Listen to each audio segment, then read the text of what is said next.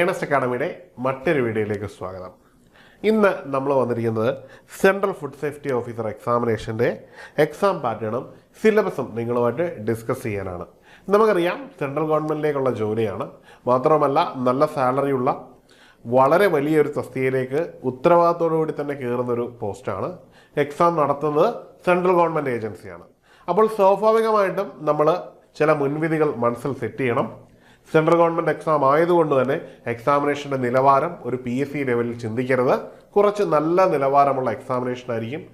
ഒരുപക്ഷെ UPSC ലെവലിലോ NDAയുടെ മറ്റ് എക്സാമുകളുടെ നിലവാരത്തിലോ ഒക്കെ ഉയരും എന്നതിൽ സംശയമില്ല. അപ്പോൾ നമ്മളുടെ പഠന രീതിയും മാറണം, നമ്മുടെ പ്രാക്ടീസ് രീതിയും മാറണം. അപ്പം അതിന് ഉപകാരപ്പെടുന്ന രീതിയിലാണ് നമ്മൾ ഈ ഒരു ക്ലാസ്സിനെ നിങ്ങൾക്കായിട്ട് നൽകുന്നത്. അപ്പോൾ ഈ ഒരു എക്സാമിനേഷൻ ബാലികേറാമലയൊന്നുമല്ല, ധാരാളം മലയാളികൾ ക്ലിയർ ചെയ്തിട്ടുള്ള ഒരു എക്സാമിനേഷൻ തന്നെയാണ്. അപ്പോൾ നമുക്ക് അതിൻ്റെ ടോപ്പിക്കുകളിലേക്ക് കടക്കാം. ആദ്യമായിട്ട് നമുക്ക് പാറ്റേണിലേക്ക് പോകാം. പ്രധാനമായിട്ടും ഇത് കമ്പ്യൂട്ടർ ബേസ്ഡ് ടെസ്റ്റാണ്. അതായത് റെയിൽവേയിലും ഒപ്പം തന്നെ SSCയിലും ഒക്കെ നടക്കുന്ന പോലെ തന്നെ കമ്പ്യൂട്ടർ ബേസ്ഡ് ടെസ്റ്റാണ്. ഈ കുറച്ചും കൂടി ചേർന്ന് നിൽക്കുന്നത് നമ്മുടെ NDA നടത്തുന്ന UGC നെറ്റിനൊക്കെ സമാനമായിട്ടുള്ള ഒരു എക്സാമിനേഷനാണ്. ഇതിൽ കമ്പ്യൂട്ടർ ബേസ്ഡ് ടെസ്റ്റ് തന്നെ CBT 1 ഉണ്ട്, CBT 2 ഉണ്ട്. CBT 1 എന്ന് പറയുന്നത് വളരെ സിമ്പിളാണ്, നിങ്ങളെ എലിമിനേറ്റ് ചെയ്യാൻ വേണ്ടി തന്നെ നടത്തുന്നതാണ്. അതായത് അവർക്ക് നിശ്ചിത ശതമാനം നമ്പർ ഓഫ് കാൻഡിഡേറ്റ്സിനെ വേണം. അപ്പോൾ അപേക്ഷിക്കുന്ന ഉദ്യോഗാർത്ഥികളുടെ എണ്ണം കൂടുതലായതുകൊണ്ട് തന്നെ ഞങ്ങൾക്ക് കുറേ അധികം ആൾക്കാരോട് വെളിയിൽ പോകണം എന്ന് പറഞ്ഞേ പറ്റൂ, അതിനുവേണ്ടി നടത്തുന്നതാണ്. അതായത് മാക്സിമം നിങ്ങളെ പുറത്താക്കുക എന്ന ലക്ഷ്യത്തോടു കൂടി തന്നെയാണ് ഈ 2 എക്സാമും നടത്തുന്നത്. ആ ഒരു ബോധം നമുക്കുണ്ടാവണം. അപ്പോൾ നമ്മുടെ ലക്ഷ്യമെന്ന് പറഞ്ഞാൽ പുറത്താകാതിരിക്കുക എന്നുള്ളതാണ്. അതിനുവേണ്ടിയുള്ള മാക്സിമം പരിശ്രമം നമ്മൾ ഇടുകയും ചെയ്യണം. ഇനിയും CBT 1ലേക്ക് വന്നാൽ CBTയിൽ 2 എക്സാം ഉണ്ട്. CBT 1ൽ തന്നെ പാർട്ട് 1ഉം പാർട്ട് 2ഉം ഉണ്ട്. ഇങ്ങനെ പോകുന്ന ഒരു എക്സാം പാറ്റേണാണ് പ്രധാനമായിട്ടും ഇതിൽ അഡോപ്റ്റ് ചെയ്യുന്നത്. ഇനി നമുക്ക് സ്റ്റേജ് 1 ഒന്ന് പരിചയപ്പെടാം. സ്റ്റേജ് 1ലേക്ക് എത്തുമ്പോൾ 180 ക്വസ്റ്റ്യനുകളാണ്. 3 മണിക്കൂറാണ് ഇതിനുള്ള സമയം. അതായത് ധാരാളം സമയമെടുത്ത്, അതായത് 3 മണിക്കൂർ ഒരു ക്വസ്റ്റ്യനെ നമ്മൾ അപ്രോച്ച് ചെയ്യണം. അത്ര ചെറിയ കാര്യമല്ല.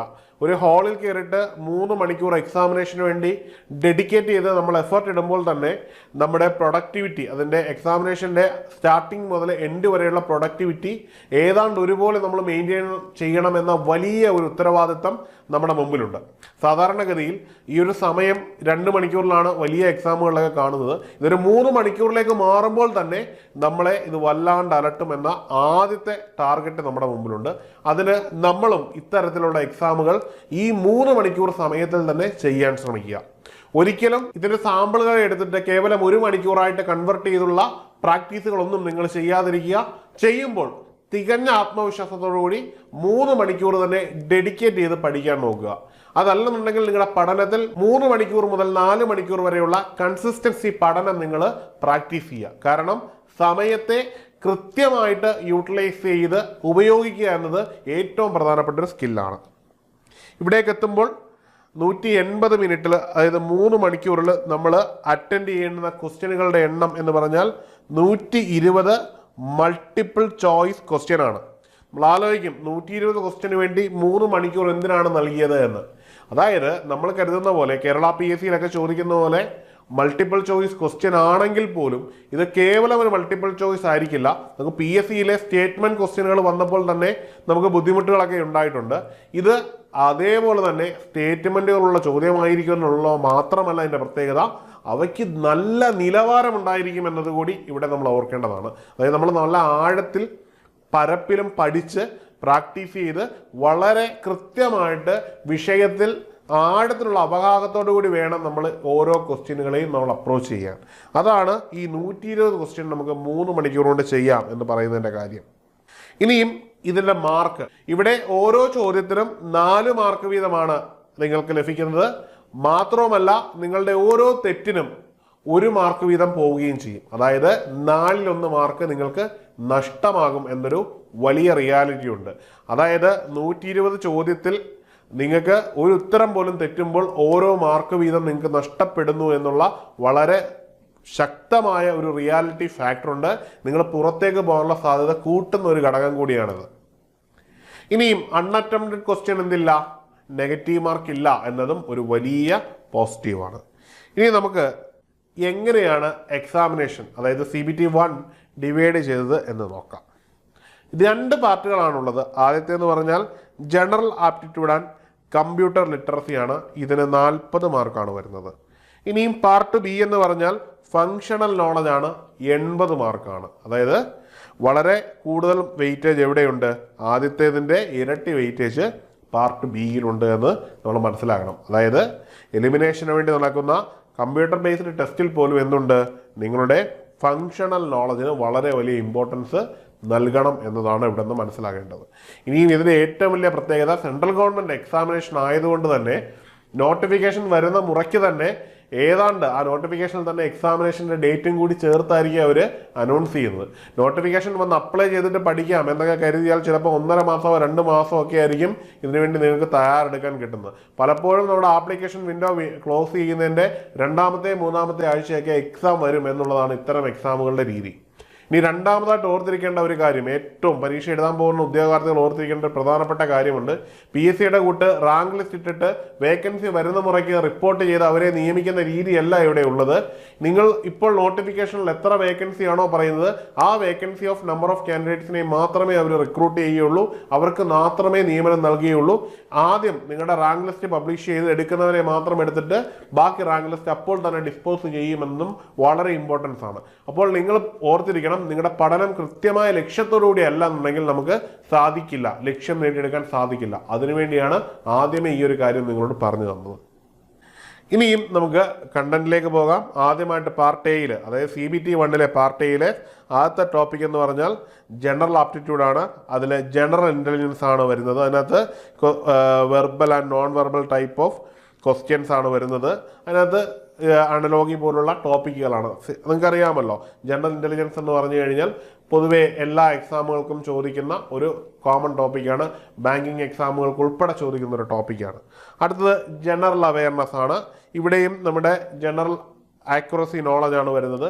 ഈ 2 ടോപ്പിക്കിനും 10 മാർക്കാണ് നിലവിൽ, ഓരോന്നിനും 10 മാർക്കാണ്. അടുത്തതായിട്ട് ഇംഗ്ലീഷ് ലാംഗ്വേജ് ആൻഡ് കോംപ്രിഹെൻഷൻ ആണ്. വളരെ നന്നായിട്ട് ശ്രദ്ധിക്കണം, ലാംഗ്വേജ് ആൻഡ് കോംപ്രിഹെൻഷൻ ആണ്.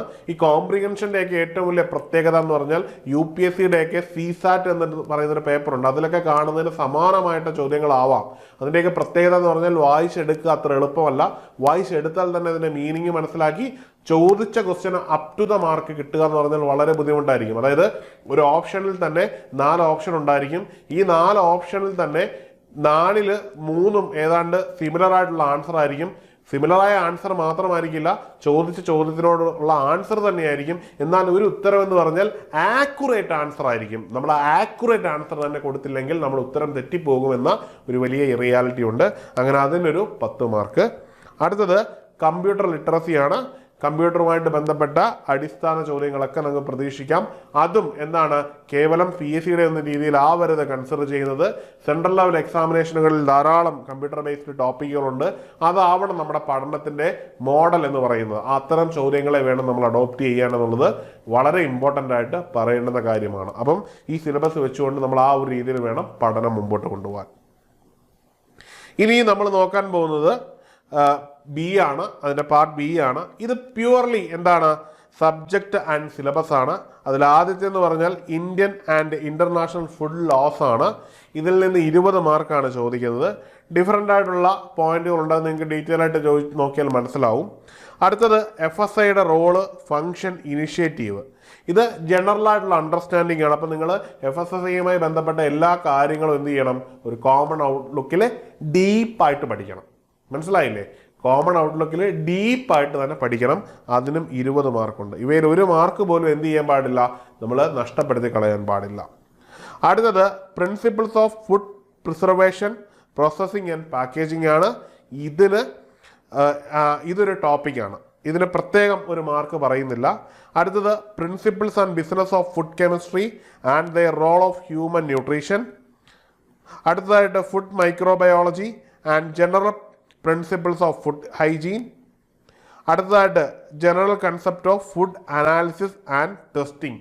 ഇത്രയും മേഖലയിൽ നിന്ന് 40 മാർക്കുണ്ട്. അപ്പോൾ വെയിറ്റേജ് നോക്കുക. അതായത് ഇവിടെ കോർ സബ്ജക്റ്റിലേക്ക് എത്തുമ്പോൾ 2 മേഖലയിൽ നിന്ന്, ഇന്ത്യൻ ഇൻ്റർനാഷണൽ ഫുഡ് ലോസിൽ നിന്നും FSSAയുടെ റോളും ഫങ്ഷൻ ഇനിഷ്യേറ്റീവിൽ നിന്നും 20 ചോദ്യങ്ങളോ. അതായത് നിങ്ങൾ ഇത്രയും നോക്കിയാൽ മതി, ഇത്രയും കുറച്ച് ഭാഗത്തു നിന്ന് തന്നെ ഇത്രയും കൂടുതൽ വെയിറ്റേജ് വരുമ്പോൾ ഇതിന് കൊടുക്കേണ്ടുന്ന ഇമ്പോർട്ടൻസ് എത്രമാത്രമാണ് എന്ന്, അല്ലെങ്കിൽ എത്രത്തോളം ഡീപ്പിലേക്ക് ഇറങ്ങി നമ്മൾ പഠിക്കണം എന്നതിൻ്റെ ഒരു ഇമ്പോർട്ടൻസ് ആണ് വരുന്നത്. അടുത്ത രണ്ടാമത്തെ ഭാഗത്തിലേക്ക് എത്തുമ്പോൾ FSSAയുടെ റോളും ഫംഗ്ഷനും നോക്കുമ്പോഴും 20 മാർക്കിൻ്റെ ചോദ്യം ആ ഭാഗത്തു നിന്ന് തന്നെ വരുന്നു. അപ്പം അവിടെയും നമ്മൾ വെയിറ്റേജ് കൊടുക്കണം. രണ്ടാമത് എന്ന് പറയുമ്പോൾ ഇത് വലിയൊരു ഏരിയയിൽ നിന്ന് 20 മാർക്കാണ് വരുന്നത്. അവിടെയും അത്യാവശ്യം ഡെപ്ത് കൊടുത്ത്, എന്നാൽ അവിടെ ആഴത്തിനൊപ്പം തന്നെ എന്തുണ്ടാവണം, ഒരു വൈഡ് സ്റ്റഡിയും കൂടി നമ്മൾ ഫോളോ ചെയ്ത് പോയേ പറ്റൂ. ഇവിടെ നമ്മൾ ധാരാളം മോക്ക് ടെസ്റ്റുകൾ ചെയ്യണം. ആ ഒരു ഏരിയയുമായി ബന്ധപ്പെട്ട് വരാൻ സാധ്യതയുള്ള ക്വസ്റ്റ്യനുകളൊക്കെ മാക്സിമം പ്രാക്ടീസ് ചെയ്യണം. ഈ പറയുന്ന പോലെ തന്നെ സമയം എടുത്ത് തന്നെ പ്രാക്ടീസ് ചെയ്യണം. ആഴത്തിൽ പഠിക്കാൻ ശ്രമിക്കണം. ഇപ്പോൾ തന്നെ നിങ്ങൾ പഠിച്ചു തുടങ്ങണം. കാരണം ഇനഫ് സമയം കിട്ടില്ല നിങ്ങൾക്ക് CBT 1 എന്നുള്ളത് സത്യസന്ധമായ കാര്യമാണ്. ഇപ്പോൾ തന്നെ പഠിച്ചെങ്കിൽ മാത്രമേ നമുക്കത് ക്രാക്ക് ചെയ്യാൻ പറ്റുകയുള്ളൂ. അപ്പോൾ ഏറെക്കുറെ CBT 1 നിങ്ങൾക്ക് വ്യക്തമായി കാണും എന്ന് കരുതുന്നു. ഇതിൻ്റെ ഡീറ്റെയിൽഡ് സിലബസ് ഇതിലുണ്ടാവും. ഈ ഒരു PDF-ൻ്റെ ലിങ്ക് കൂടി നമ്മൾ താഴെ കൊടുക്കുന്നതായിരിക്കും. നിങ്ങൾക്ക് കയറി ഈ ഒരു PDF ആക്സസ് ചെയ്യാവുന്നതായിരിക്കും. അടുത്തത് CBT 2 ആണ്. സ്റ്റേജ് 2-ലേക്കാണ് നമ്മൾ പോകുന്നത്. സ്റ്റേജ് 2-ൽ ഡ്യൂറേഷൻ എന്ന് പറഞ്ഞു കഴിഞ്ഞാൽ 180 മിനിറ്റ് ആണ്. എന്നാൽ ക്വസ്റ്റ്യനുകളുടെ എണ്ണം കുറയുന്നുണ്ട്, 80 കുറയുകയാണ്. ഇവിടെ എന്തായിരിക്കും സാധാരണഗതിയിൽ CBT 2-ലേക്ക് പോകുമ്പോൾ നമ്മൾ റെയിൽവേ എക്സാമുകളിലും മറ്റ് ചില സെൻട്രൽ ഗവൺമെൻറ് എക്സാമുകളിലും ഒക്കെ സമയം ഇതുപോലെ നിലനിൽക്കുകയും ക്വസ്റ്റ്യനുകളുടെ എണ്ണം കൂടുകയാണ് ചെയ്യുന്നത്. ഇവിടെ ക്വസ്റ്റ്യനുകളുടെ എണ്ണമാണ് കുറയുന്നത് എന്ന് കരുതി ആശ്വസിക്കേണ്ട. എണ്ണം കുറയുന്നെങ്കിൽ ഓർത്തുകൊള്ളുക, ആ ക്വസ്റ്റ്യനുകൾ അത്രമാത്രം നിലവാരമുള്ളതായിരിക്കും. നല്ല നിലവാരത്തിലുള്ള ചോദ്യങ്ങളായിരിക്കും ഇവിടെ ചോദിക്കുന്നത് എന്നുള്ളതാണ്. മാർക്കിങ്ങിൽ മറ്റൊരു പ്രത്യേകത കൂടി വരുന്നുണ്ട്.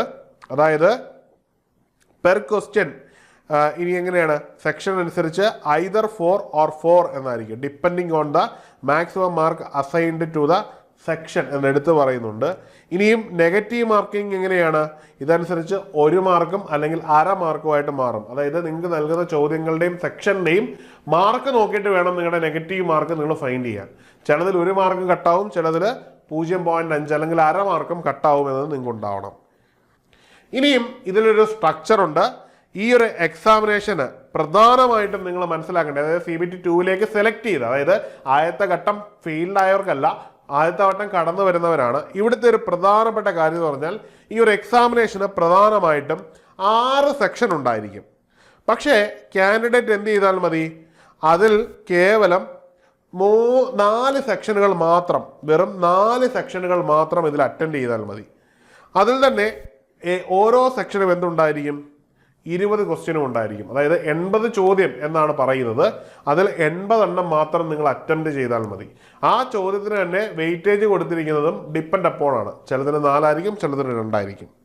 അങ്ങനെ ടോട്ടൽ മാർക്ക് എന്ന് പറഞ്ഞാൽ 320 ആയിരിക്കും. അതിൽ മാക്സിമം മാർക്ക് 4 വെച്ചായിരിക്കും എന്നാണ് പറയുന്നത്, അസ്യൂം ചെയ്യാനാണ് പറയുന്നത്. അപ്പോൾ ക്വസ്റ്റ്യനുകളെ ഡിപ്പെൻഡ് ചെയ്ത് വേണം നിങ്ങൾ കൺസിഡർ ചെയ്യാൻ. അപ്പോൾ സെക്ഷനുകൾ തിരഞ്ഞെടുക്കുമ്പോൾ നന്നായി പഠിച്ച സെക്ഷനുകൾ തിരഞ്ഞെടുക്കുക. ആദ്യമായിട്ട് ഓരോരോ സെക്ഷനുകളാണ് പറഞ്ഞിരിക്കുന്നത്. ഇതിൽ കൃത്യമായിട്ട് പറഞ്ഞു കഴിഞ്ഞാൽ എത്ര സെക്ഷനുകളുണ്ട്, ഇതിനകത്ത് 6 സെക്ഷനുകളുണ്ട്. കൃത്യമായിട്ട് 6 സെക്ഷനുകളുണ്ട്. എന്തൊക്കെയാണ്, FSSAയുടെ റോള്, ഫംഗ്ഷൻ, ഇനിഷ്യേറ്റീവാണ്, 20 ചോദ്യം 80 mark. Indian and international food loss 20 question 80 mark. Food preservation and processing 20 question 80 mark. അടുത്തത് food chemistry and nutrition 20 questions 80 mark. Food microbiology and hygiene 20 question 80 mark. Food analysis and testing 20 questions 80 mark. അങ്ങനെ total 80 ക്വസ്റ്റ്യനുകൾ 320 mark. ഇത്തരത്തിലാണ് FSSAI എന്ന വളരെ പ്രധാനപ്പെട്ട ഒരു എക്സാമിനേഷനിലേക്ക് ഈ ഒരു സിലബസും അതിൻ്റെ എക്സാം പാറ്റേണും ഡെഡിക്കേറ്റ് ചെയ്തിരിക്കുന്നത്. നിങ്ങൾക്ക് CBT 2-ലേക്ക് ഈ ഒരു ഓപ്ഷൻ വരുന്നത് തന്നെ വ്യത്യസ്ത സ്ട്രീമിലുള്ളവർക്ക് അപേക്ഷിക്കാം എന്നതുകൊണ്ട് തന്നെ അവരുടെ പ്രിഫറൻസ് അനുസരിച്ച് ക്വസ്റ്റ്യനുകൾ ചെയ്യാൻ വേണ്ടിയാണ് എന്ന് കരുതി ഒട്ടും ലാഘവത്തോടു കൂടി ആവരുത് ഈ ഒരു എക്സാമിനേഷനെ നിങ്ങൾ സമീപിക്കേണ്ടത്. സെൻട്രൽ ഗവൺമെൻറ് എക്സാം ആയതുകൊണ്ട് തന്നെ നിലവാരം പ്രതീക്ഷിച്ച് വേണം നമ്മൾ ഇതിനെ അപ്രോച്ച് ചെയ്യാൻ. എന്നാൽ കേരളത്തിൽ നിന്ന് ധാരാളം ഉദ്യോഗാർത്ഥികൾ എഴുതുകയും ഈ എക്സാമിനേഷൻ ക്ലിയർ ചെയ്യുകയും ചെയ്തിട്ടുണ്ട്. അതുകൊണ്ട് തന്നെ നിങ്ങൾ ഉദ്യോഗാർത്ഥികൾക്കും ഇത് ചെയ്യുവാൻ വളരെ നിസ്സാരമായിട്ട് സാധിക്കുന്നതാണ്. അതുകൊണ്ട് തന്നെ അതിനായിട്ട് Earnest Academy central food safety officer എന്ന എക്സാമിനേഷൻ്റെ കോഴ്സ് പ്രൊവൈഡ് ചെയ്യുന്നുണ്ട്. ലോകത്തിൻ്റെ ഏത് കോണിലിരുന്ന് നിങ്ങൾക്ക് ഈ ഒരു കോഴ്സ് കൃത്യവും വ്യക്തവുമായി പഠിക്കാൻ കഴിയുമെന്നത് വളരെ ഇമ്പോർട്ടൻ്റ് ആയിട്ടുള്ളൊരു കാര്യമാണ്. വളരെ ഉത്തരവാദിത്വത്തോടുകൂടി സമൂഹത്തിന് വളരെയധികം സേവനം ചെയ്ത് 1,40,000-ലധികം ശമ്പളം കിട്ടുന്ന അധികാരങ്ങളുള്ള, ലൈസൻസ് കൊടുക്കാൻ അധികാരമുള്ള, ലൈസൻസ് റദ്ദാക്കാൻ അധികാരമുള്ള ഈ ഒരു പോസ്റ്റിലേക്ക് നിങ്ങൾക്ക് വളരെ ഈസിയായി തന്നെ നടന്നെടുക്കാം.